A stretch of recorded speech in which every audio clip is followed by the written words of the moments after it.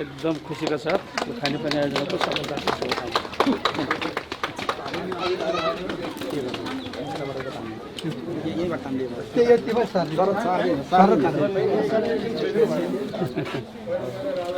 पानी आउँछ आउँदैन पानी आउँछ आउँदैन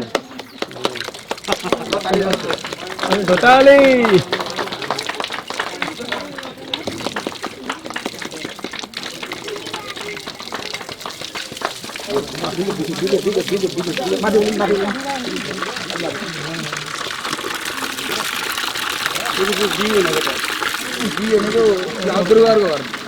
गुरुवारको घर भएको पहिला सुरुमा त्यो डी भनेर 2 लाख कि 3 लाख पैसा आएको थियो 5 लाख आयो अनि सबै एकैचोटि सर्वेक्षण गरेर त्यसले त्यसैले अनि 1 लाख बनाउनु हो त्यसैले अलिक 615 23 नम्बर आजसम्म मैले निम्ता गरेर 615 भनेर भन्नु स्रोत ठिकै छ स्रोत अलि समस्या छ त्यो पल्लो बेलले अलि कम छ अरु लिफ्टिङ छ के एउटा लिफ्टिङ दुईटा लिफ्टिङ छ नयाँ गाउँको र यहाँ लिफ्टिङ छ अलि समस्या आउँछ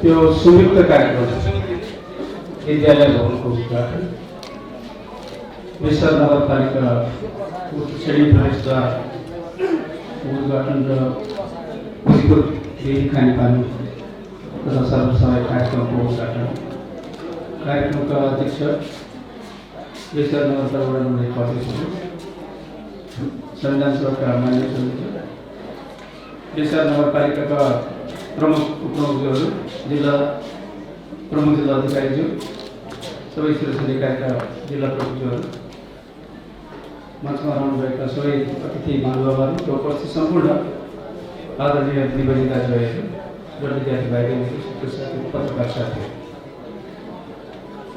यो कार्यक्रम त सम्पन्न भइसक्यो त्यसकारण सफलताको शुभकामना दिनुपर्ने मलाई फेरि पनि जुन कामहरू आज हामीले उद्घाटन गरेका छौँ यसको दिगोपर यसको चाहिँ निरन्तर सुदृढीकरणमा यो उदिपुर टी खानेपानी र सरसफाइ जुन समिति छ यसलाई सफलता दिनुहोस् यसको काम दिन चाहन्छु जनकल्याण मार्गीको तर्फ शैक्षिक एवं भौतिक प्रगतिको पनि शुभकामना व्यक्त गर्न चाहन्छु विश्व नगरपालिका स्वयं यो हाम्रो 8 पालिका हुँदैछ पद महत्त्वपूर्ण किनकि यो जिल्लाको सदरमुकाममा रहेको चाहिँ नगरपालिका भएको हामी जिल्लाको पनि पहिचान बोकेको नगरपालिका र त्यसले जुन खालको आफ्नो पहिचानको लागि चाहिँ आज प्रवेशद्वार चाहिँ निर्माण गरेको छ उद्घाटन भएको छ विश्व नगरपालिकाको पनि म उत्तरोत्तर प्रगति गर्न चाहन्छु अब अहिले हामी चाहिँ सबै साथीहरूले भन्नुभएको छ हामी नयाँ शासनमा आएका छौँ लामो 70 वर्षसम्म हामीले लड्यौँ राणा शासन पालियो पञ्चायत पालियो शासन पालियो बहुदलको अस्तित्व सबै फालियो भनेको त्यसको चाहिँ बाछिटहरू अहिले पनि बाँकी छ तर पनि जनताको हितको लागि मुलुकको समृद्धिको लागि साँच्चै नै नेपाललाई एउटा सभ्य नेपाल सभ्य समाजले युक्त नेपाल बनाउनको लागि अभाव गरिबी अशिक्षाबाट मुक्त गर्नको लागि र जनतालाई अधिकार सम्पन्न बनाउनको लागि हामी सङ्घीय शासन प्रणाली भएका छौँ धेरै चाहिँ व्यक्तिहरूले चाहिँ सङ्घीय शासन प्रणालीको मर्म नै बुझेको छैन भने धेरै विरोध गरेका पनि सुनिन्छ तर आज सायद काठमाडौँमा चाहिँ कृष्णनारायणले विजय हासिल गरेपछि विक्रम सम्वत 1825 सालमा होला सिङ्गो नेपालको चाहिँ राजधानी काठमाडौँ घोषणा भयो एकीकृत नेपालको निर्माण भएको आधुनिक नेपालको निर्माण भएको दिनदेखि अस्ति भर्खरसम्म 2072 सालसम्म यो मुलुकमा एउटा मात्रै सरकार थियो। अहिले त सरकार नै 761 वटा सरकारहरू छन्। नेपाल सरकार एउटा छ केन्द्रमा, सङ्घमा 7 वटा प्रदेश सरकारहरू छन् प्रदेशमा, तर स्थानीय तहमा चाहिँ 753 वटा सरकारहरू छन्। सरकारी नभए पनि स्थानीय तहको 77 जिल्लामा जिल्ला समन्वय समितिहरू छन्। यो सबै धेरै संरचना धेरै सरकारहरू बनाउनुको मतलब के मात्रै हो भनेदेखि एउटा ठाउँबाट चाहिँ काठमाडौँले चाहिँ कर्णालीलाई देख्न सकेन, कर्णालीको दुःख, कर्णालीको अविकास, कर्णालीको चाहिँ पछौटेपन सिंहदरबारले देख्न सकेन। या लमजुङको दुर्गम गाउँको चाहिँ दुःख पीडा चाहिँ त्यो सिंहदरबारमा बस्ने मान्छेले देख्न सकेन। त्यस कारणले बेसरको दुःख बेसरवासीले नै देख्छ, त्यहाँकै चाहिँ जनप्रतिनिधिले देख्छ भनेर विशेषारमै सरकार चाहिँ अवधारणा चाहिँ आयो र नेपाललाई 7 वटा चाहिँ प्रदेशहरूमा विभाजन गरेर स्थानीय पालिकाभन्दा अलि माथि उठेको सङ्घ सरकारमा अलि तलको एउटा चाहिँ विकासबाट अलि धेरै काम गर्ने सरकार चाहिँ 7 वटा प्रदेश सरकार बनायो। यसमा एक सङ्घीय शासन प्रणाली सबैभन्दा सस्तो व्यवस्था सङ्घीय शासन प्रणाली जनताको लागि, राज्यको लागि, सरकारको लागि सङ्घीय शासन प्रणाली अलि महँगो छ। किनभने एउटा सरकारको ठाउँमा 700 चाहिँ तपाईँको 61 वटा सरकार बन्यो, त्यसलाई तलबत्त खुवाउनु पऱ्यो, कार्यालय चाहियो, कर्मचारी चाहियो, सारा चाहियो है। तर योभन्दा अगाडि पनि हाम्रो चाहिँ 4000 चाहिँ गाविसहरू थिए भन्ने कुरा हामी भुल्न हुँदैन। 4000 गाविसको ठाउँ त अलि धेरै चाहिँ 100 घट्न तल झऱ्यो नि।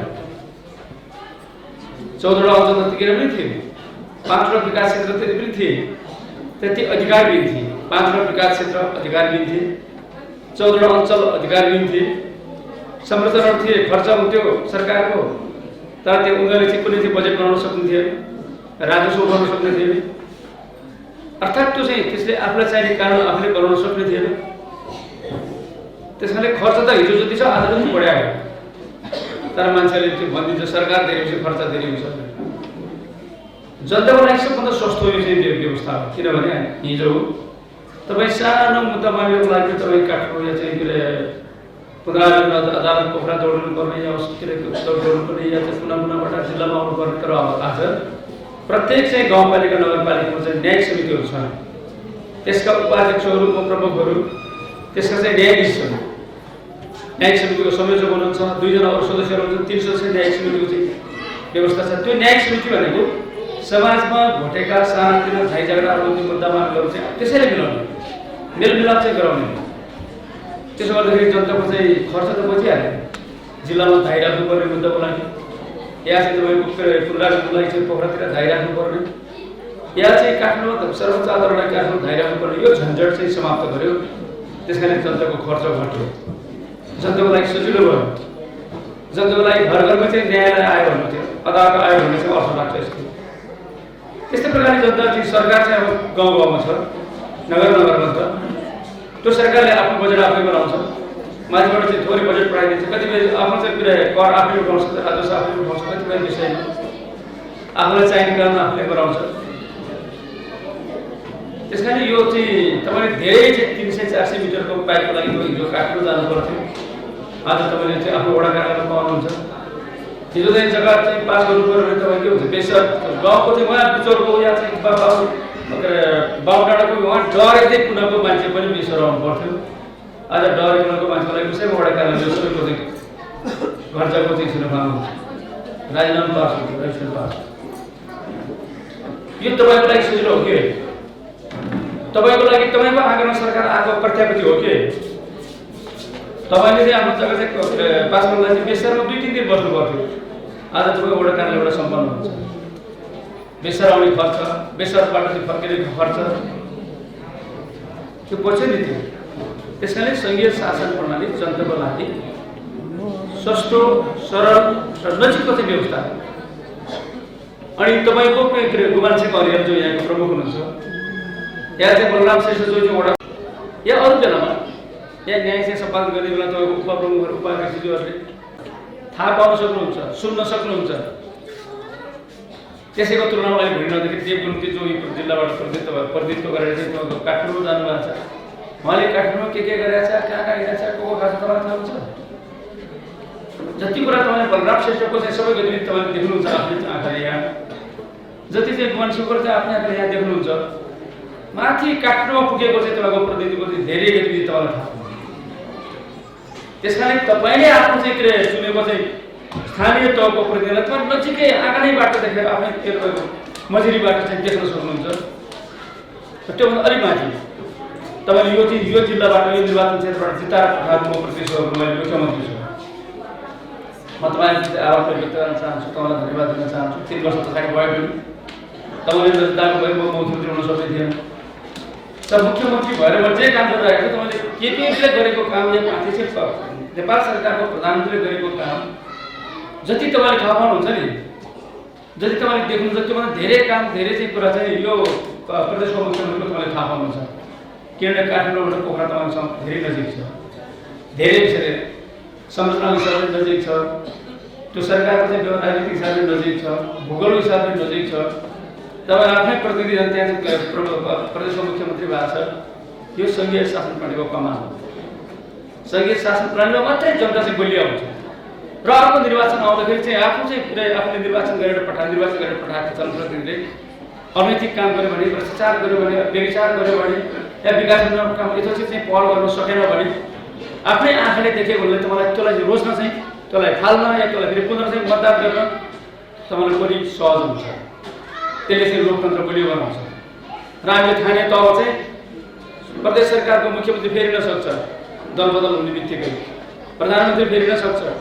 तर स्थानीय तहको चाहिँ नगरपालिका प्रमुख र चाहिँ गाउँपालिका अध्यक्षमा फेर्न सक्छ। तपाईँले प्रत्यक्ष निर्वाचित गरेको हुन्छ। उनीहरू 5 वर्षको लागि चाहिँ कसरी हराउन सक्छ। ठुलै चाहिँ भ्रष्टाचारको काण्ड गर्यो, असाध्यै ठुलो चाहिँ काम गर्यो, अख्तियार गर्यो भने मुद्दा लाग्यो भने बेग्लै कुरा हो। त्यसबाहेक चाहिँ अरू सानोतिनो मुद्दामा एउटा पार्टीहरू विभिन्न कारणले उसलाई हटाउन सक्दैन। यो सबै चाहिँ हाम्रो शासन प्रणाली, सङ्घीय शासन प्रणाली अपनाउनु गऱ्यो। त्यसको देन हो। 70 वर्षसम्म हामीले लडेर ल्याएको थियो लोकतन्त्रको देन हो। आज हाम्रो महिलाहरू त्यति धेरै सशक्त छन्। यो चाहिँ एसियामा, दक्षिण एसिया मात्र होइन, एसियामा पनि र धेरै लोकतान्त्रिक भनिएका चाहिँ युरोपका कतिपय मुलुकहरूमा पनि 33% महिलाहरूको सबै ठाउँमा चाहिँ प्रतिनिधित्वको ग्यारेन्टी छैन। धेरै मुलुकहरूमा 20%, 25%, 30%। हाम्रो त स्थानीय तहमा 40% महिलाको प्रतिनिधित्व छ। यहाँ दलितहरूको प्रतिनिधित्व अनिवार्य बनिरहेको छ। यहाँ अशक्त यो चाहिँ तपाईँको अपाङ्गता भएका व्यक्तिहरूको चाहिँ प्रतिनिधित्वलाई ग्यारेन्टी गरिएको छ। दलितहरूको प्रतिनिधित्वको ग्यारेन्टी गरिरहेको छ। अल्पसङ्ख्यक चाहिँ लोकमुख जातिहरू, आदिवासीहरूको चाहिँ प्रतिनिधित्वको ग्यारेन्टी गरिरहेको छ। यो आफैमा एउटा सुन्दर व्यवस्था हो जसले चाहिँ समाजमा रहेको सबै पछाडि परेका, बाहिरका, विवेकमा परेका, पछाडि परेको सबै समुदायलाई राज्यले आफ्नो मूल धारमा ल्याउनको लागि संवैधानिक प्रबन्ध छ। पहिलोपटक नेपालमा कानुनी प्रबन्ध, त्यसको बजेटको प्रबन्ध छ, कार्यक्रमको व्यवस्था गरिरहेको छ। यसका माध्यमबाट आज समाजमा चाहिँ सबै खालको मान्छेले कसैले चाहिँ भेदभाव बस्न नपरोस् भन्ने एउटा समावेशी समाजको, समतामूलक समाजको निर्माणमा चाहिँ यो चाहिँ सङ्घीय शासन प्रणालीले महत्त्वपूर्ण भूमिका खेलेको छ। यो 3 वर्षमा हामी 30 वर्ष पञ्चायतकालमा उपलब्ध प्राप्त गर्न नसकेको उपलब्धि हामीले हासिल गरेका छौँ। हामीले यो चाहिँ बौद्धकालको 47 सालदेखि चाहिँ तपाईँको 74 सालसम्म आउँदाखेरिको करिब 25 वर्षमा चाहिँ हामीले प्राप्त नगरेको उपलब्धि धेरै कुरामा, राजनीतिक हिसाबले, आर्थिक हिसाबले, यो चाहिँ तपाईँको निर्माणको हिसाबले, उत्पादनको हिसाबले, मुलुकको चाहिँ प्रतिष्ठालाई चाहिँ गौरव बढाउने हिसाबले र चाहिँ राष्ट्रिय अन्तर्राष्ट्रिय समुदायसँग र हाम्रो छिमेकीहरूसँग सम्बन्ध विस्तार गर्ने हिसाबले हामीले महत्त्वपूर्ण उपलब्धिहरू हासिल गरेका छौँ। यो चाहिँ समृद्ध समाजको, सभ्य समाजको निर्माणको लागि हामीले महत्त्वपूर्ण आधारहरू, जगहरू चाहिँ बसालेका छौँ। किनभने जग खनिरहँदाखेरि घर चाहिँ बढिसकेका हुँदैन। जग खनिरहँदाखेरि घर नलाउने हामीले घरै बनेर भन्ने चाहिँ भन्ने पर्न सक्छ तपाईँले। होइन, हामी जग खन्दैछौँ त, जग खन्दै गर्दाखेरि कति तलको घर हो भन्ने देखिँदैन। तर त्यो चाहिँ 10 तलको, 50 तलको, 100 तलको घर कति बलियो हुन्छ, कति दिगो हुन्छ भन्ने त्यसको जग मन्दिरबाट हुन्छ। आज त्यो जग बनाउँदैछौँ हामी। सबै ठाउँमा हामी त्यो जग चाहिँ निर्माण गर्दैछौँ। हामी कानुनको हिसाबले चाहिँ त्यो जग निर्माण गर्दैछौँ। हामी संविधानको कानुन हिसाबले त्यो जग बसाल्दैछौँ। हामी सभ्य समाज निर्माणको लागि आज म तपाईँलाई भन्न चाहन्छु, धेरै ठाउँमा यद्यपि यो प्रारम्भ मात्रै भएको छ। हामी बालबच्चाहरूलाई सबै ठाउँमा चाहिँ तपाईँको 22 महिना 23 महिना भइसके पछाडि अब ऊ मन्टेसरीमा जाने चाहिँ योग्य हुन्छ। त्यसको लागि शिशु सेवा केन्द्रहरू चाहिँ हरेक चाहिँ गाउँ स्थापना गर्ने अभियानमा चाहिँ सरकार लागिरहेको छ। बच्चाहरूको लागि, शिशुहरूको लागि, बालबालिकाहरूलाई चाहिँ प्रत्येक गाउँमा टोटलमा चाहिँ महत्त्वपूर्ण ठुलो यस्तो चाहिँ पहिले बोर्डिङको चाहिँ तुलनामा जान सक्ने स्कुलहरू चाहिँ गाउँ गाउँमा चाहिँ स्थापना गरिरहेको छ सरकार। भौतिक पूर्वाधार पनि वर्ल्ड ब्याङ्कसँग ऋण लिएको छ स्कुल बनाउनको लागि, एडिबीसँग चाहिँ लोन लिएको छ स्कुल बनाउनको लागि ऋण लिएको छ, यो सबै स्कुल बनाउनको लागि। शिक्षाको चाहिँ तपाईँको के अरे प्रभावलाई चाहिँ विस्तृत आधार तयार गर्नको लागि, आधुनिक शिक्षाको आधार तयार गर्नको लागि चाहिँ यो चाहिँ खर्च गरिरहेको छ। त्यस कारणले बालबालिकाको लागि चाहिँ सबै ठाउँमा चाहिँ महत्त्वपूर्ण 12 कक्षासम्मको पढाइ पनि व्यवस्था हुन सक्ने स्कुलहरूको प्रबन्ध गरिराखेको छ। त्योभन्दा माथि चाहिँ तपाईँको चाहिँ के अरे युवाहरूको लागि, अब युवाहरूको लागि हामीले के गरेका छौँ, सिप क्लब तालिमहरू सञ्चालन गरेर युनिभर्सिटी धेरैभन्दा धेरै युनिभर्सिटी खोलेर चाहिँ अब बिए एमए या चाहिँ पिएचडी या एमफिल के पढ्नुपर्छ, त्यो अध्ययनको लागि विदेशमा जान नपर्ने ढङ्गले चाहिँ विश्वविद्यालयहरू चाहिँ नयाँ नयाँ विश्वविद्यालयहरू खोलेर त्यो विश्वविद्यालयको चाहिँ तपाईँको गुणस्तर बढाएर अन्तर्राष्ट्रिय लेभलमा प्रतिस्पर्धा गर्न सक्ने विश्वविद्यालयको चाहिँ पाठ्यक्रमहरू निर्धारण गरेर त्यस्तो वातावरण निर्माण गरेर हामी विश्वविद्यालय निर्माण गर्दैछौँ युवाहरूको लागि। र जागिरको लागि चाहिँ तालिम केन्द्रहरू स्थापना गर्दैछौँ, उद्योग कल कारखाना खोल्दैछौँ, व्यवसाय त्यस्तै प्रकारले सम्पूर्ण महिलाहरूको चाहिँ विकासको लागि महिलाको चाहिँ छलफल प्रशिक्षण भेला पैठाहरू सञ्चालन गर्नको लागि गाउँ गाउँमा आमा समूहको भवन निर्माण गर्ने अभियान चाहिँ तीव्र रूपमा चलिरहेको छ। महिलाको सशक्तिकरण आज चाहिँ राखेको एउटा मुख्य कार्यक्रम हो र महिलाहरूलाई जुन खालको हिंसा हत्या बलात्कारको जुन घटनाहरू छ त्यसलाई अन्त्य गर्नको लागि हामीले कानुनी प्रबन्ध अत्यन्त कठोर कानुनको प्रबन्ध गर्दैछौँ। एसिड प्रसारेर चाहिँ मान्छेलाई अफाङ्गबाट ल्याउने कडा कानुन बनाउँदैछौँ, बलात्कारीहरू कडा कानुन बनाउँदैछौँ। त्यो कानुन बनाएर मात्र हुँदैन हामी तिनीहरूलाई चाहिँ अरू चाहिँ के अरे शिक्षा दिनुपर्ने, एवारनेस प्रोग्रामहरू सञ्चालन गर्नुपर्ने, दण्ड जरिमाना चाहिँ कडा गर्नुपर्ने र उनीहरूले बिक्री गर्नको लागि हाम्रो चाहिँ सुरक्षा निकायले अझ चाहिँ शक्तिशाली बनाउनुपर्ने, प्रभावकारी बनाउनुपर्ने। त्यस कारणले चाहिँ हाम्रो कानुनहरूबाट चाहिँ सुरक्षा निकायलाई प्रभावकारी गर्ने सञ्चालन गर्नुपर्ने काममा पनि सरकार लागिरहेको छ। र बेकार महिलाहरू या चाहिँ तपाईँको हिंसाबाट पीडित महिलाहरूको चाहिँ सुरक्षाको लागि सरकारले विशेष अभियानहरू सञ्चालन गरेको छ, कार्यक्रमहरू ल्याउँदै। त्यस कारणले हामी चाहिँ धेरै चाहिँ सहरहरूमा हामीले सुरक्षा चाहिँ घरहरू बनाउँदैछौँ। बलात्कृत भएका महिलाहरू जो समाजमा चाहिँ तपाईँको पुनर्स्थापना हुन गाह्रो हुन्छ उनीहरूलाई पनि हामीले चाहिँ सुरक्षा चाहिँ गृहमा राखेर अडिट काउन्सिलिङ गरेर मनोशिक्षक चाहिँ काउन्सिलिङ गरेर समाजमा फेरि पुनर्स्थापना गर्ने अभियानमा चाहिँ हामी लागिरहेका छौँ। र समाजको मागेर खाने, सडकमा मागेर खाने, सडकमा औलाले हिँड्नु परेका मान्छेहरू, डिप्रेसनमा परेकाहरू, त्यस्ता चाहिँ सडक चाहिँ सयका औपचारिक सडकमा आश्रित मानव मुक्त नेपाल बनाउने अभियानमा 100 गाउँपछि सडक आश्रित मानव मुक्त चाहिँ प्रदेश बनाउने अभियानमा हामीले काम गर्छौँ। सायद सभ्य समाजको निर्माणमा, सभ्य समाजमा कुनै मान्छे भोकै भएर चाहिँ मागेर हिँड्नुपर्छ, कुनै मान्छे पारिवारिक पीडाको जरुरतको कारणले, शोषण पीडाको कारणले, यताको कारणले डिप्रेसनमा परेर पागल भएर राजनीति गरेर हिँड्नु पर्दैन, उपचार पनि गरेर हिँड्नु पर्यो। यस्तो चाहिँ परिस्थिति हुनलाई मानव चाहिँ सडक मानव मुक्त प्रदेशको रूपमा नेपालको रूपमा हाम्रो नेपाल चाहिँ स्थापित लागि विषयको लागि यो सरकारले काम गरेको र सबै ठाउँमा वृद्धाश्रमहरू, ज्येष्ठ नागरिक आश्रमहरू निर्माण गरेर र ज्येष्ठ नागरिक दिवस सेवा केन्द्रहरू, त्यहाँ खाना खाएपछि चाहिँ दिवसीय सेवा केन्द्रमा गएर कटाको चुरी हाल्यो, मिलेको कुराहरू गऱ्यो, अनि चाहिँ बेलुका बसेको घरको चाहिँ खाना खाएर फेरि दिउँसो बसी दिवसीय केन्द्रमा आएर बस्यो। अहिले त्यसको हामी चाहिँ भर्खर खोल्न चाहिँ लागेका छौँ। हामीसँग बजेटको अलिकति कमी भएको कारणले हामी एकैचोटि सबै 50 केन्द्रमा 759वटै चाहिँ के एउटा चाहिँ केन्द्रहरू चाहिँ हामी स्थापना गर्न सकेका छौँ र हाम्रो लक्ष्य अर्को चाहिँ कम्तीमा 10 वर्षभित्र गण्डकी प्रदेशको 759वटा वडा केन्द्रहरूमा ज्येष्ठ नागरिक दिवसीय केन्द्रहरू, सेवा केन्द्रहरू स्थापना गर्छौँ, शिशु सेवा केन्द्रहरू स्थापना गर्छौँ। र सबै ठाउँमा चाहिँ के अरे हामी प्रत्येक क्षेत्रमा चाहिँ मानव सेवा, सडक मानव मुक्त सडक मानव सेवा चाहिँ आश्रमहरू स्थापना बनाउँदै जाने त्यसको अभियानमा हामीले लन्चन गरेर बालबुढा काशीमा यो वर्ष चाहिँ बनाउँदैछौँ। अर्को वर्ष हामी गर्न सक्छौँ, फेरि अर्को वर्ष चाहिँ तपाईँको अरू चाहिँ जिल्लाहरू सुरु गर्छौँ।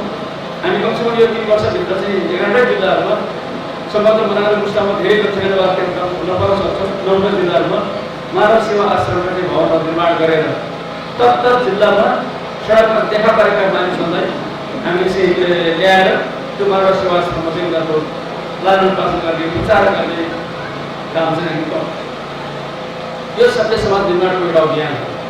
त्यसैले चाहिँ सानो शिशु जन्मेको शिशुदेखि लिएर यो चाहिँ तपाईँको ज्येष्ठ नागरिकसम्मको चाहिँ यो तहको हरेक तहको चाहिँ मान्छेले हरेक चाहिँ तपाईँको उमेर तहका मान्छेहरूलाई चाहिँ कुनै न कुनै कार्यक्रम ल्याएर र सबैलाई सम्बोधन गरेर समाजमा चाहिँ एउटा कुनै चाहिँ एउटा नहोस्, कुनै पनि जिनिस नहोस्, कुनै पनि भोजनिस नहोस्, कुनै चाहिँ एउटा नहोस्, एउटा शान्त चाहिँ वातावरणमा सभ्य वातावरणमा सबै बाँच्न सकुन्, सबैले निर्भय भएर सबैले चाहिँ निश्चिन्त भएर बाँच्ने वातावरण बनाउन सकौँ।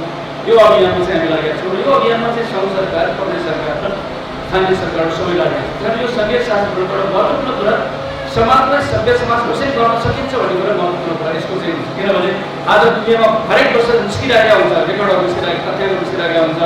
संसारमा सबैभन्दा मानव बस्न योग्य रमाइलो सहरहरू कहाँ छन् भन्दाखेरि हामी देशको अस्ट्रेलियाका सहरहरूको कुराकानी गर्छौँ, क्यानाडाको सहरहरूको कुराकानी गर्छौँ, अमेरिकाको सहरको कुरा हामी धेरै गर्छौँ। किन अमेरिकामा अहिले पनि प्रत्येक व्यक्तिले बन्दुक राख्नु पाउँछ। कारण त्यो प्रत्येक व्यक्तिले आफ्नो सुरक्षाको लागि बन्दुक राख्नु पाउने हुनाले अहिले अन्य पागल जस्तो मान्छेहरू चाहिँ स्कुलमा चाहिँ बन्दुक चलाएर चाहिँ मान्छेहरू चाहिँ नरसंहार गरिएको देखिन्छ। त्यस कारण त्यहाँ चाहिँ मान्छेहरू सबै हेप्पी छैन। आर्थिक समस्यालाई त्यो ठाउँ छ, तर त्यो हेप्पी चाहिँ सहरहरू अमेरिकामा छैन। मान्छेहरू खुसी भएर, मान्छेहरू सूची भएर बाँचेको सहर होइन। तर सङ्घीय मुलुक भयो, तर सङ्घीय शासन प्रणाली भएका त्यो चाहिँ तपाईँको के अरे अस्ट्रेलियाका मुलुकहरू सहरहरू, क्यानाडाका सहरहरू, स्विजरल्यान्डका सहरहरू संसारमा सबैभन्दा सुखी सहर, सबभन्दा राम्रो सहर, सबभन्दा स्वच्छ सहर, सबभन्दा सुरक्षित सहरहरूमा चाहिँ ती सहरहरू चिनिएको चाहिँ छ। त्यस कारणले सङ्घीय शासन प्रणालीले मानव चाहिँ बस्न योग्य, सभ्य, रमाइलो, स्वच्छ सहरहरूको बस्तीहरूको निर्माण गर्दो रहेछ भन्ने कुरा हुन्छ। हामी पनि त्यो अभियानमा लागेका छौँ। त्यस कारण यो अभियान अन्तर्गत हामीले चाहिँ गरेका छौँ। जनतालाई चाहिँ आधारभूतमा सबै चिजहरू प्राप्त गर्नु पऱ्यो। जनताले चाहिँ घर घरमा खाने पानी पाउनु पऱ्यो, जनताले घर घरमा टेलिफोनको सुविधा हुनु पऱ्यो, जनताले घर घरमा बत्तीको सुविधा हुनु पऱ्यो, जनताले टोलमा बाटोको सुविधा हुनु पऱ्यो, जनताले गाउँ गाउँमा अस्पतालको सुविधा हुनु पऱ्यो, जनताले गाउँ गाउँमा स्कुलको सुविधा हुनु पऱ्यो, अनि जनताले चाहिँ गाउँ सहरमा आफ्नै देशमा चाहिँ रोजगारको सुविधा पनि हुनु पऱ्यो र निःशुल्क उपचारको चाहिँ सुविधा पनि हुनु पऱ्यो। यही होइन चाहिँ हामीले प्रतिभा चाहिँ सकेर तपाईँको स्वर्ग जस्तो चाहिँ संसार भन्छौँ नि कहिले राम राज्य भन्छ। धार्मिक रूपले भन्दाखेरि सत्य राम राज्य हामीले खोजेको राज्य होइन। आधुनिक परिभाषा भन्दाखेरि सभ्य समाजको निर्माण। यो अभियानमा चाहिँ हामी लागिरहेका छौँ। अहिले त्यो अभियानको लागि चाहिँ चाहिने सबै कानुनी प्रबन्धहरू हामीले गरेका छौँ। त्यस कारणले गण्डकी प्रदेश सरकारले अघि चाहिँ हाम्रो किशनजीले भन्नुभयो नि, गण्डकी प्रदेश सरकारले के भन्नुभयो भने 5 वर्षमा गण्डकी प्रदेशमा चाहिँ 5,78,000 घरधुरी छन्। यो 5,78,000 घरधुरीमा प्रत्येक घरमा चाहिँ बिजुली पुग्या हुनुपर्छ भन्ने अभियानमा छ। यो वर्ष हामी प्रत्येक घरमा बिजुली पुर्याउन सक्छौँ। तर यो प्रत्येक घरमा चाहिँ पानीको धारा पुर्याउने, एक घर एक धारा, 5,78,000 धारा पुर्याउने कुरा हामीलाई यो फलाको छोरा सडकै चाहिँ स्थिति किन बनाएको छ भने हामीसँग इन्जिनियरहरू कम छन्। जिल्ला कार्यालयमा अरू 4-5 मात्रै इन्जिनियरहरू छन्। हामीले कमसेकम जिल्लामा चाहिँ 10-जनाको दर्जाले भयो भने यो खानेपानीको योजना चाहिँ हामी धेरै सञ्चालन गर्न सक्दैनौँ। कर्मचारीको अभावको कारणले गर्दाखेरि, कार्यालयको कमीको कारण, अपर्याप्तको कारणले गर्दाखेरि हामीले यो एक हरेक धारा चाहिँ हामीले यो सक्ने 5 वर्षमा सक्ने भनेको 5 वर्षमा सक्नु हामीलाई हम्ने परेको छ र त्यसको लागि चाहिने अर्को बजेट पनि छ। हामीले यो वर्ष मात्रै चाहिँ तपाईँको खानेपानीको लागि 2.5 अरबभन्दा बढी रकम गण्डकी प्रदेश सरकारले मात्रै खर्च गरिरहेको छ। नेपाल सरकारले उसमा खर्च गरेकै छ, स्थानीय तहले पनि खर्च गरेकै छ। त्यस कारणले यो वर्ष हामी चाहिँ के बाँच्न सक्छौँ अर्को वर्ष भने अर्को वर्ष हामी गण्डकी प्रदेशका आधारभूत खानेपानीबाट वञ्चित भइरहेको अहिलेसम्म, अर्थात् त्यसको अर्थ के हो भनेदेखि अहिलेसम्म कुवाको पानी खाइरहेका, अहिलेसम्म इनारको पानी खान बाध्य भएका, अहिलेसम्म खराबको पानी उगाएर खान परिरहेका ठाउँमा त्यस्तो ठाउँमा खानेपानीको योजना एक घर एक घरको योजना लैजाने चाहिँ हाम्रो अभियान चाहिँ अर्को वर्ष हामी पुरा गर्छौँ। र यस्तो आधारभूत खानेपानीको प्रबन्ध गर्ने चाहिँ प्रत्येक गण्डकी प्रदेश पहिलो प्रदेश हुनेछ। प्रत्येक घरमा धारा पुर्याउने प्रदेश गण्डकी प्रदेश पहिलो प्रदेश हुनेछ। प्रत्येक घरमा बिजुली पुर्याउने प्रदेश गण्डकी प्रदेश पहिलो प्रदेश हुनेछ। र गण्डकी प्रदेशको 50वटै खाने तहको सदरमुकामहरूमा यो 5 वर्षभित्र 8 मिटर फराकिलो पिचबाट पुर्याउने हाम्रो अभियान छ। र यो आफ्नो पालिकाको सदरमुकाममा पोखराबाट या कुनै राजमार्ग, साई राजमार्गबाट 8 मिटरको फ्लाइटको तिजबाट पुर्याउने सरकार गण्डकी प्रदेश सरकार पहिलो चाहिँ सरकार बनेको छ। हामी त्यो अभियानको साथ लागेका छौँ। हाम्रो त्यो अभियानमा चाहिँ हामीले मित्र राखेर अर्को चाहिँ गण्डकी प्रदेशको एउटा निर्वाचन क्षेत्र एउटा चाहिँ सडक निर्माण चाहिँ अभियानमा पनि हामी लागेका छौँ। अहिले हामी 35वटा सडक बनाउँदैछौँ। मनाङमा एउटा सडक चाहिँ यहाँले चाहिँ फोटोबाबुले बनाउन सकेका छ, सुरु गर्न सकेका छ। र त्यसबाहेक चाहिँ केही रणनीतिक महत्त्वका सडकहरू, व्यापार गर्ने सडकहरू, पर्यटनको चाहिँ उद्योगका चाहिँ सघाउ पर्ने सडकहरू, जस्तो उदाहरणलाई चाहिँ हामी गण्डकीको लप्चुमा के गरिरहेको लप्चुङमा लप्चुङको खोलासुत्तर गाउँपालिकामा पोखराबाट करपुटारबाट मालिङको चाहिँ बाटो निर्माण अभियान चाहिँ हामीले सञ्चालन गरेका बाटो पुर्याउने काम चाहिँ हामी सञ्चालन गरिरहेकै छौँ। हामी तारुघाट चाहिँ सेराबाट चाहिँ उहाँ चाहिँ त्यो जोड्ने त्यस कारण यो काम चाहिँ हामी गर्दैछौँ। र तपाईँलाई के गर्न चाहन्छु भने अहिले नेपाल सरकारले अब यो वर्ष फेरि 3000 जो वृद्ध भत्ता छ या चाहिँ नागरिक भत्ता छ त्यसलाई 4000 पुर्याउने अस्ति चाहिँ प्रधानमन्त्रीले अस्ति नै भनिसक्नु भएको छ। किनभने अर्को वर्ष चाहिँ हामीले चाहिँ यो हाम्रो चाहिँ अर्को चुनाव जाँदा नजाँदा नेपाल कम्युनिस्ट पार्टी एमाले त्यतिखेर महागठबन्धनले चाहिँ तबसम्म चाहिँ प्रतिबद्ध गरेको विषय के हो भने हामी यो चाहिँ आफ्नो 5 वर्षको कार्यकालभित्र यो 2000 रहेको चाहिँ देश नागरिक भत्तालाई विधवा भत्तालाई हामी 5000 पुर्याउनु भने हाम्रो कबुल छ। यो वर्ष चाहिँ हामीले चाहिँ 3000 पुर्याएका छौँ। अर्को वर्ष हामी 4000 पुर्याउँछौँ। अर्को हामी निस्कने गरेर हामी 5000 पुर्याएर छर्छौँ। र जुन 5000 चाहिँ वृद्ध भत्ताले त्यो भत्ताले या चाहिँ त्यो दलित भत्ता या चाहिँ त्यो लोकलाई दिने भत्ता या चाहिँ एकल महिला भत्ता जुन चाहिँ हामीले दिइरहेको छौँ होइन, यो भत्ताले कमसेकम आफ्नो चाहिँ बुढेसकालमा आफ्नो छोराछोरी नहेरेको खण्डमा, परिजनले नहेरेको छोराछोरी नहेरेको खण्डमा राज्यले चाहिँ किनेर चाहिँ पाल्नुपर्छ। राज्यको चाहिँ अब बुढेसकालपछि छोराछोरीको सहारा चाहिन्छ। सहारामा चाहिँ शिशुपछि बाबाको सहारा चाहिन्छ शिशुलाई। त्यस कारण यो त बाबाको कुरा बाबाले हिजो तोके गरेर ताती गरेर हिँडाएको पछि फेरि किन बुझेर चाहिँ आफ्नो बाबा जस्तै 70-80 कटाइसकेको छ। उनीहरू फेरि सहारा चाहिन्छ उनीहरूले बच्चालाई जस्तै। र त्यो बच्चालाई चाहिँ दिने सहारा सरकारले गरेन भने उसको छोरा उसको लागि चाहिँ छ कि उसको चाहिँ सहारा दिने चाहिँ संस्था व्यक्ति कोही हो भने छोरा कोही हो भने त्यो सरकारले त्यो काम गरिरहेका छ। हामीले त्यो काम गरिरहेका छौँ। हामी यो वर्षसित अब 75-77 जिल्लामा नेपाल सरकारले यसबाट 7 अरब रुपियाँ छुट्याएर चाहिँ यो स्वास्थ्य बिमा चाहिँ कार्यक्रम लागू गरेका छ। प्रत्येक नागरिकले 5 सदस्य भएको घर परिवारको नागरिकले घर परिवारले 3500 चाहिँ रकमको चाहिँ तपाईँले स्वास्थ्य बिमा कार्ड चाहिँ लिनुभयो भने तपाईँले 1 लाख रुपियाँसम्मको चाहिँ उपचारको प्रबन्ध तपाईँले चाहिँ अस्पतालमा पाउनुहुन्छ। तपाईँ जतिसक्दो बिरामी भयो भने 1 लाख चाहिँ खर्च भयो नपठाइदिएसम्म तपाईँले अस्पताल गएर चाहिँ त्यो कार्ड देखाएर उपचार पाइरहेको। त्यस कारणले सबै चाहिँ घर परिवारले 5 सदस्य भएको घर परिवारले चाहिँ 3500 रुपियाँ तिर्नुपर्छ। त्यसबाट चाहिँ सङ्ख्या बढ्दै गयो भने पैसा पनि अलिक बढ्दै जान्छ होइन। र तपाईँको 10,000सम्मको परिवार चाहिँ भयो भने त्यसरी चाहिँ तपाईँको अब 7,000 लाग्छ होला त्यो हिसाब मात्रै नभए अनि त्यसले 2 लाखसम्मको चाहिँ तपाईँको उपचारको चाहिँ प्रबन्धको व्यवस्था चाहिँ पाउँछ 10,000को परिवार। यो प्रबन्ध पनि सरकारले अब सबै जनतालाई निःशुल्क उपचारको चाहिँ बिमामा पाल्यो भनेर त्यो काम पनि सुरु गरिरहेको छ। अहिले भर्खरै स्वास्थ्य स्वयंसेवीका बहिनीहरूले निवेदन दिनुभएको छ। हामी स्वास्थ्य स्वयंसेवीहरूको परिवारको चाहिँ स्वास्थ्य बिमा प्रदेश सरकारले गरिदिनु पर्यो भनेर उहाँले प्रस्ताव गर्नुभयो। हामीले चाहिँ तपाईँको स्वास्थ्य बिमाको लागि यो प्रदेशको गरिबीको रेखामा रहेका चाहिँ घर परिवारहरू करिब चाहिँ हाम्रो चाहिँ यो 5,68,000 घर गरिबीमा करिब 83,000 घरहरूले हाम्रो गरिबीको रेखा पनि छ। आज गरिबीको रेखा पनि भनेको चाहिँ नेपाल सरकारको अर्थमा के हो भने 1 वर्षमा 19,621 रुपियाँ नकमाउने घर परिवार गरिबीको रेखा पनि हो। अर्थात् मूलतः भन्दाखेरि 1 महिनामा 2,000 पनि आम्दानी नहुने घर परिवारको चाहिँ मान्छेहरू गरिबीको रेखामा विचार गर्नुपर्छ। साथै गरिबीको रेखा पनि भएको परिवारलाई चाहिँ स्वास्थ्यमा सुविधा दिने, शिक्षामा सुविधा दिने, अरू विषयमा सुविधा दिने, ऋण लिँदाखेरि पनि सुविधा दिने यस्तो कामहरू चाहिँ पुरै हामीले यो लोक कल्याणकारी यस्ता कामहरू प्रदेश सरकारले पनि अलिक साहित्यको गर्न चाहन्छु। त्यस कारण यो सबै चाहिँ कुराहरू चाहिँ जनताको लागि हामीले कामहरू गरिरहेका छौँ। त्यस कारण अहिले चाहिँ यो जस्तो यो स्कुलमा चाहिँ अब स्कुलको चाहिँ परिस्थिति बदलियो। अब चाहिँ बोर्डिङका मान्छे छोराछोरी पढाउने चाहिँ जमाना पनि गयो भन्छु मैले। बोर्डिङको व्यापार बिस्तारै घट्दैछ। किनकि सरकारले के भन्दैछ भने अब यो निजी क्षेत्रमा लगानी शिक्षामा निजी क्षेत्रमा लगानी, स्वास्थ्यमा निजी क्षेत्रमा लगानी गर्दाखेरि हामीले यो महामारीको बेलामा भूकम्पको बेला थाहा पायौँ हामी त्यहाँ सरकारको लगानी छैन भने सरकारले अस्पताल बनाउन भने के हुन्छ? निजी अस्पतालले हाम्रो अफर पर्ने बेला उपचार गर्दो रहेछ किन उसलाई त लाख चाहिन्छ। हामीले ती मान्छेहरूले निःशुल्क उपचार गराउनु पर्छ। अहिले महामारी भयो निजी अस्पतालले कहीँ विरुद्ध हामीलाई सहयोग गर्न सकेन। हाम्रा चाहिँ भए पनि नभए पनि राम्रो भए पनि नराम्रो भए पनि पूर्ण भए पनि अपूर्ण भए पनि त्यहाँ थोरै भए पनि धेरै भए पनि हाम्रा आफ्नै अस्पतालहरूले स्वास्थ्य चौकीहरूले त्यहाँका कर्मचारी काम गरे यो जनतालाई चाहिँ यो महामारीबाट बचाउने काम गरे। त्यस कारणले सरकारको चाहिँ निर्णय के छ भनेदेखि अब शिक्षा र स्वास्थ्य जस्तो विषय सरकारको दायित्वको विषय हुनुपर्छ। त्यस कारण स्कुल चलाउने कुरा अब सरकारले गर्नु पऱ्यो। त्यो तपाईँको के अरे बोर्डिङमा हुने पढाइको ढाँचामा चाहिँ सार्वजनिक स्कुलमा पढाइ सुरु गर्नु पऱ्यो।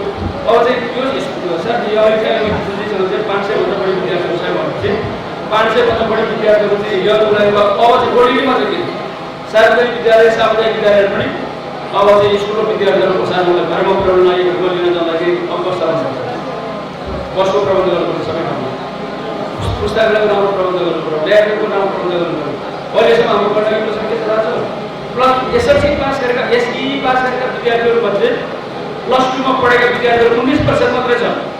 5 जना 1 जना मात्रै प्लस 2 पढिरहेको छ र प्लस 2 पास पढेका विद्यार्थीहरू पनि पास हुने कति छन् त्यो 19 जना पनि पास हुने सङ्ख्या कति छ। बिएमा पढ्न जाने एमएमा पढ्न जाने सङ्ख्या त हाम्रो 5-2-4% मात्रै छ। यस्तो खालको चाहिँ स्कलर किन आएको शिक्षामा यस्तो खालको स्तरमा आइदिएसम्म यस्तो शिक्षामा चाहिँ सरकारले राज्यले लाडी नगरिदिएसम्म शिक्षाको विकास हुने, मुलुकको विकास हुने, जनशक्तिको विकास हुने। त्यस कारणले गर्दाखेरि हामीले अब सरकारले चाहिँ यो सबै चिजलाई ध्यानमा राखेर भौतिक पूर्वाधारको कुनै कमी नरहोस् र खास गरिकन चाहिँ अब चाहिँ यो विज्ञान शिक्षामा गणित शिक्षामा बढी जोड दिनु पर्यो। हाम्रो गण्डकी प्रथम अहिले पनि के छ यहाँ तपाईँले चाहिँ हेर्नुभयो भने कमसेकम 15-20 हजार युवाहरू चाहिँ हाम्रो बेरोजगार छ गण्डकी प्रथम बढी मेरो अनुमान हो। तर हामीलाई चाहिँ चाहिने चाहिँ जति चाहियो भने या हामीलाई चाहिँ बिएससी पास गरेपछि कर्मचारी चाहियो या बिएससी फरेस्ट कर्ममा चाहिँ बिएससी गरेपछि विद्यार्थी चाहियो या हाम्रो अस्पतालमा एमबीबीएस पास गरेर डाक्टर चाहियो या चाहिँ के अरे चिटबार गर्ने एमडी पास गरेर डाक्टर चाहियो भने हामीले मान्छे पाउँदैन। हाम्रो प्रदेश अगाडि प्रदेशभरिका जिल्ला अस्पतालमा चाहिँ राम्रो डाक्टरहरू लाग्नु पऱ्यो भने चाहिँ विज्ञापन गरेर मान्छे नै आउँछ। त्यो मान्छे नै छैन। अलिअलि राम्रो विषय पढेको मान्छे राम्रो जागिर पाउँछ भने अमेरिका हानिन्छ, युरोप जान्छ, अस्ट्रेलियातिर जान्छ, नेपालमा पनि बस्दैन। किन त्यस्तो भएको? त्यस कारण अब हामीले चाहिँ के गर्नु पऱ्यो भनेदेखि यो सबै चाहिँ तपाईँको यो बेरोजगारहरूको उत्पादन गर्ने शिक्षा प्रणालीलाई अन्त्य गरेर विद्यालय तहदेखि नै हामीले व्यवसाय शिक्षाको पढाइ सुरु गर्ने, प्राविधिक शिक्षाको पढाइ सुरु गर्ने र त्यसको लागि आधार तयार गर्ने विज्ञान शिक्षाको पढाइ सुरु गर्ने स्कुलमा त्यसो नगरिकन तपाईँको स्कुलले उत्पादन गरेका विद्यार्थीहरू न बजारले चाहिँ स्वीकार गर्छ न बजारमा उनले जागिर पाउँछ, केही पनि पाउँछ। त्यस कारण चाहिँ कुनै व्यवसाय गर्न पनि इच्छा राख्दैन, कुनै सिप हुँदैन उसँग। त्यस कारण त्यस्तो चाहिँ सिपविहीन चाहिँ शिक्षा प्रणाली भन्दा पनि हामीले नलेज पनि भएको सिप पनि भएको तिनी विद्यार्थीलाई शिक्षा प्रणाली हामीले अपनाउनु पर्छ। त्यस कारण यसैमा आधारित भएर गण्डकी प्रदेश सरकारले गण्डकी प्राविधिक तथा व्यावसायिक प्रतिष्ठान स्थापना गरेर यो 12 कक्षासम्मको पढाइलाई चाहिँ धेरै सजिलो आफ्नो व्यावसायिक र प्राविधिक शिक्षा सञ्चालन गर्ने भनेर र त्यसैको चाहिँ मात्रामा चाहिँ प्रदेशमा जिल्लामा हामीले व्यावसायिक स्कुलहरू सञ्चालन गर्ने भनेर हामी चाहिँ जेआइटी गण्डकी इन्स्टिच्युट अफ टेक्नोलोजी सुरु गरेका छौँ।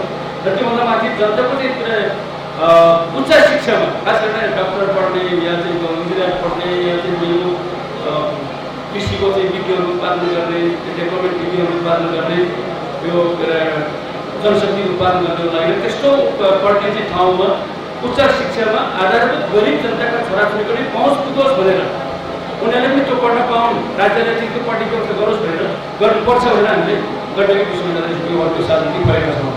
त्यसैले हाम्रो गण्डकी विश्वविद्यालयको आफ्नो स्कुल हुन्छ, पढाइ गरेर योगदान गर्न चाहन्छु।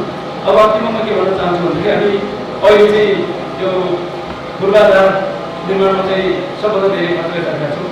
गण्डकी प्रदेश सरकारको चाहिँ करिब चाहिँ 35 अरब चाहिँ रकममध्ये हामी 20 अरबभन्दा बढी चाहिँ यो विकास बाटो, पुल, गण्डकी पुल, खानेपानी, सिँचाइ, भवनहरू निर्माण गर्ने यस्तो काममा चाहिँ खर्च गरिरहेका छौँ होइन। त्यस कारण चाहिँ यो सबै चाहिँ खर्च गरिसकेपछि एउटा आधार तयार हुन्छ। अनि प्रत्येक गाउँपालिकामा हामी चाहिँ औद्योगिक ग्रामहरू स्थापना गर्दैछौँ। अहिलेसम्म हामीले चाहिँ 23वटा चाहिँ गाउँपालिकामा औद्योगिक ग्रामहरू स्थापना गर्दैछौँ। त्यसले चाहिँ कमसेकम रोजगारीको सिर्जना गर्दैछौँ। हाम्रो 308वटा भन्दा बढी होमस्टेहरू सञ्चालन भइरहेको छ। त्यहाँ धेरैभन्दा धेरै चाहिँ व्यवसाय व्यापारहरू चलिरहेका छ। हाम्रो दिदीबहिनीहरूले धेरै चाहिँ आम्दानी गर्न सुरु गरेका छन् होइन। र हाम्रो विभिन्न चाहिँ त्यो कृषि मोडल फार्महरू सञ्चालन गरेर मुख्यमन्त्री जलवायु मन्त्री कृषि गाउँलाई स्थापना गरेर उत्पादन पनि बढाउने, रोजगारी पनि सिर्जना गर्ने यस्तो कामहरू पनि हामीले सुरु गरेका छौँ। त्यसले गर्दाखेरि चाहिँ हाम्रो चाहिँ कुरा अब हामी चक्लाबन्दीमा जाने र चाहिँ करारको खेती चाहिँ गर्ने चक्लाबन्दीमा जाने धेरै चाहिँ फाँटमा एउटै ठाउँको त्यो गरागरीलाई हटाएर एउटा ठुलो ठुलो चाहिँ तपाईँको करारमा पुऱ्याएर गर्दाखेरि लगानी चाहिँ त्यो ठक्कै चाहिँ तपाईँको चाहिँ घट्दो रहेछ माथि सायद 4-5सम्म आइपुग्छ होला कमसेकम 10 मिटर फराकिलो र एक ग्रेड एक क्लासको चाहिँ बाटो बोरीहरूको चाहिँ डिजाइन बनेको बाटो चाहिँ बनाउँदैछौँ 5 अरब 68 करोड लाग्छ हामीलाई यो 42 किलोमिटर बाटो तयार गर्नु त्यो धेरै बहु डिजाइन बनेको बाटो र हामी चाहिँ त्यो बेसरदेखि फेरि बालको अर्को तर्फ पनि हामीले यो वर्ष बजेट छुट्याएर फेरि त्यहाँ पनि निर्माण अभियान सुरु गरेछौँ सायद 3-4 वर्षभित्र एकदमै तपाईँले कल्पना गरेको हुन्छ चाहिँ सुन्दर फराकिलो भव्य सडक सायद तपाईँहरू चाहिँ के अरे त्योभन्दा फराकिलो यो चाहिँ धुलीखेलदेखि बनेपादेखि धुलीखेल यो गोलीबासम्म जाने बाटो देख्नु भएको छ सुन्दर चाहिँ बाटो चाहिँ त्यस्तो खालको चाहिँ एउटा आकर्षक बाटो हामी निर्माण गर्दैछौँ त्यसले चाहिँ गण्डकी प्रदेश यो लमजुङ जिल्लालाई यो पृथ्वीराज मार्गसँग सहरको चाहिँ जोडिने डुङ्ग्री हामी चाहिँ 30-40 मिनटमा पुग्ने पोखरा हामी 1 घन्टामा पुग्न सक्ने बाटो चाहिँ हामी निर्माण गर्दैछौँ यो मध्यपाडी लोकमार्गको यो सुन्दर बजारको खण्ड चाहिँ हामी त्यहाँको विवाद मिलाएर अब त्यसको डिपिआर तयार 2 वर्षदेखि निर्माण गर्ने काम सुरु हुन्छ र यहाँबाट भनिरहेको खण्ड जोडिसके पछाडि कर्मकारबाट हाम्रो माथिको किक्रेमा चाहिँ हाम्रो के अरे कसरी फाँट हुँदै गौडाको निस्किन्छ हाम्रो बाटो त्यस कारण यो पोखरा माथिबाट गए पनि भयो बिचबाट गए पनि भयो तलबाट गए पनि भयो हामी पोखरा चाहिँ यहाँबाट जाँदाखेरि अब पोखरा 2 घन्टा पुग्न सक्ने 1.5 घन्टा पुग्न सक्ने त्यस्तो फराकिलो बाटोहरू चाहिँ राजमार्गबाट निर्माण गर्दैछौँ र निर्माणको यो अभियान चाहिँ सञ्चालन गरिरहेको छ हामी गण्डकी प्रदेशको यो लमजुङ जिल्लालाई मनाम चाहिँ हुँदै चाहिँ हामी तिब्बतसँग जोड्ने यो मनामको नागपुर भूमिसँग चाहिँ हामी बाटो लाने र त्यसलाई तिब्बतसँग जोड्ने हामी यहाँबाट चाहिँ तपाईँको थुर्सेबाट चाहिँ उहाँ लाके गरेर लाके विला अध्यक्षसँग चाहिँ तिब्बतलाई जोडेर चाहिँ पोखरा चाहिँ तिब्बतबाट पोखरा हुने बाटो सबैभन्दा नजिकको बाटो पूर्व यो बाटोलाई निर्माण गरेर गर्ने काममा पनि हामी काम गरिरहेका छौँ त्यसको पनि यो आधारबाट तयार गर्ने स्टेटबाट तयार गर्ने डिजाइनहरू तयार गर्ने काम गरिरहेका छौँ यो सबै काम बाटो चाहिँ फराकिलो भयो भने बाटोको एक्सेस भयो भने व्यापार चाहिँ बढ्दै जान्छ उद्योग बढ्दै जान्छ व्यवसाय बढ्दै जान्छ तपाईँको आर्जनी बढ्दै जान्छ हामी धेरै व्यवसाय गर्न चाहिँ सजिलो हुन्छ हामीलाई त्यस कारण चाहिँ बाटो विकासको मुख्य आधार हो र बाटो साथसाथमा बिजुली र हाम्रो बिजुली सबै 2 फेजमा 2 फेजको हुनाले 3 फेजको चाहिँ बिजुली बनाएर मात्रै हामीले बिजुली साधनको उद्योग गर्न चलाउन सक्छौँ अब हामी गण्डकी प्रदेश सरकार यो 10 वर्षभित्र गण्डकी प्रदेशको प्रत्येक घर घरमा चाहिँ अहिले धेरै दावा गर्नुहुन्न होला धेरैको घरमा चाहिँ ग्यासको सिलिन्डर हो ग्यासको सिलिन्डर त बाहिरबाट ल्याउने सिलिन्डर पनि बाहिरबाट ग्यासको भरे ग्यास पनि बाहिरबाट हामी त देशाको देशै छौँ 1 वर्ष हामी 15-16 बढीको ग्यास गण्डकीबाट ल्याउँदैछ त्यस कारण त्यसलाई अघि बढाउनको लागि गण्डकी प्रदेशमै उत्पादन भएको बिजुलीबाट चल्ने चाहिँ बिजुलीको चाहिँ के अरे चुलोहरू हामीले वर्षदेखि ट्रायलमा वितरण गर्दैछौँ र जसकोमा चाहिँ बिजुलीको चुलोहरू वितरण गरेर अब चाहिँ तपाईँको ग्यासको क्षेत्रमा बिजुली प्रयोग गर्ने खाना पकाउने पनि सबै कुरोमा र त्यो खर्च पनि दोब्बर कम चाहिँ खर्च लाग्ने र चाहिँ बिजुलीमा चाहिँ यो ग्यास चाहिँ जति खर्च लाग्छ हाम्रो त्यो खर्चहरू चाहिँ अर्को चाहिँ खर्च चाहिँ हामी घटाउन सक्छौँ यस हिसाबले जाँदाखेरि चाहिँ हामी प्रदेशको चाहिँ आर्थिक उन्नतिमा योगदान पुऱ्याउन सक्छ भन्ने कुरालाई चाहिँ ध्यानमा राखेर हामी काम गर्दैछौँ यति कुराको एउटा संसाधन छ अहिले हामी जुन खालको कामहरू गर्दैछौँ फेरि पनि पार्टीभित्र चाहिँ राज्य दल जितको क्षेत्र जाने गर्दाखेरि हामी अहिले फेरि पनि यो 46 सांस्कृतिक चाहिँ यो खानपानको अगाडि मात्र अगाडि भयो सांसद खरिदेको कुरा खरिदेको कुरा खानाको कुरा 3 देशको कुरा चलिरहेको छ अघि भर्खर गरेको तपाईँको संसद स्थापना भएका चाहिँ के भएको सांसदहरू तपाईँको स्टार 5 स्टार होटलमा प्रशासन शब्द ठुलोमा त्यहाँ बन्दी गरेर राखेको अर्को चाहिँ पार्टीको मजाक हो यस्तो चाहिँ क्रम सुरु हो यसैलाई अर्को बेला हामीले चाहिँ सङ्घीय शासन प्रणालीमा चाहिँ यो बारम्बार चाहिँ सरकार फेर्न पाइँदैन भनेर पहिलोपटक सरकार बन्दाखेरि 2 वर्षभन्दा अगाडि फेर्न नपाउने सरकार फेर्न नपाउने पछि अन्तिम 14 वर्ष पुगेपछि सरकार 2 बाँकी 1 वर्ष सरकार फेर्न नपाउने त्यसको बिचमा सरकार फेर्न पर्यो भने पनि त्यो कति त्यो प्रधानमन्त्रीको सरकारमा अर्को चाहिँ गर्न खोजेको प्रधानमन्त्रीको वैकल्पिक प्रधानमन्त्री हो त्यसको चाहिँ नाम सहितको बहुमत सदस्यहरूको हस्ताक्षर सहितको चाहिँ हस्ताक्षर यो चाहिँ राष्ट्रपतिले चाहिँ बुझाएपछि मात्रै त्यो चाहिँ अविश्वासको प्रस्ताव चाहिँ अगाडि बढ्ने सहमत अगाडि बढ्ने जुन चाहिँ प्रावधान हामीले राखेका छौँ त्यो प्रावधानले गर्दाखेरि मात्र अहिले अफर भएर दलहरूको बिचमा सहमति भएको छैन त्यस कारणले अहिले संसदमा चाहिँ सांसद चाहिँ यो राष्ट्रिय मान्यताका दलहरू जब 4 दलहरू एक नेकपा एमाले नेपाली कांग्रेस अब नेकपा माओवादी केन्द्र र जनता समाजवादी पार्टी 4 मात्रै छन् जो चारवटा पार्टीहरू छन् त्यो चारवटा पार्टीहरूले चारवटा तीनवटा पार्टी एकतिर मिल्दाखेरि अहिलेको एमालेको सरकार केही छ। तर एमालेसँग चाहिँ तीनवटा पार्टी एक ठाउँ भएर दुईवटा पार्टी मात्रै मिलेर चाहिँ सरकार बनाएर दियो भने कांग्रेसको जम्मा 61-62 सिट छ, माओवादीको जम्मा चाहिँ 4 कार्यान्वयन सिट 49 सिट बाँकी छ उसको 49 चाहिँ 61 जोड्दै कति हुन्छ 110 हुन्छ, चाहिने 138 सिट हो। उता संघीय समाजवादीको 34 सिट छ, त्यसैले त्यो 34 सिट नजोडेसम्म चाहिँ त्यो पुग्दैन। कांग्रेस र माओवादी मिलेर पनि पुग्दैन, जनता समाजवादी र माओवादी मिलेर पनि पुग्दैन, जनता समाजवादी र कांग्रेस मिलेर पनि पुग्दैन। त्यो दुईटा तीनवटा दल चाहिँ दुईटा मात्रै जिल्लाले कहिले पनि पुग्दैन, एउटै दल मिल्नुपर्छ। र म के भन्दै आइरहेको छु भने तीनवटा दल मिल्ने कुरो र जुन र घाम मिल्ने कुरा एउटा हो, जुन धेरै चाहिँ असम्भव। तर एमालेसँग चाहिँ जुनसुकै तीनवटा मात्रै जुनसुकै दलले पनि सरकार गर्छ, उसको 181 सिट छँदैछ, उसलाई अब चाहिने चाहिँ जम्मा चाहिँ तपाईँको 15 सिट 14 सिट मात्रै छ। 135 सिट भए चाहिँ सबै हुँदाखेरि 250 बनाउँदाखेरि 138 सिट हो। अहिले 250 सिट चाहिँ गरेर फेरि तर गएको छ, त्यसले गर्दा 135 सिट भएको छ। एक त्यसले एमाले सहज के छ भने जनता समाजवादीसँग मिलेर सरकार बनिहाल्यो, माओवादीसँग मिलेर सरकार बनिहाल्यो, कांग्रेससँग मिलेर सरकार बन्छ, उसलाई अलिकति सहज छ। अर्को तीनवटा चाहिँ नमिलिकन छ, तीनवटा मिल्ने कुरा धेरै कठिन छ, किनभने उनीहरूको आफूले स्वार्थहरू छ। त्यसैले अहिले यो चाहिँ परिस्थितिमा हाम्रो गण्डकी वर्षा पनि यस्तो भयो, दुईजना बाबु केन्द्रबाट चाहिँ जानुभएको मन्त्री जानु भएको छ।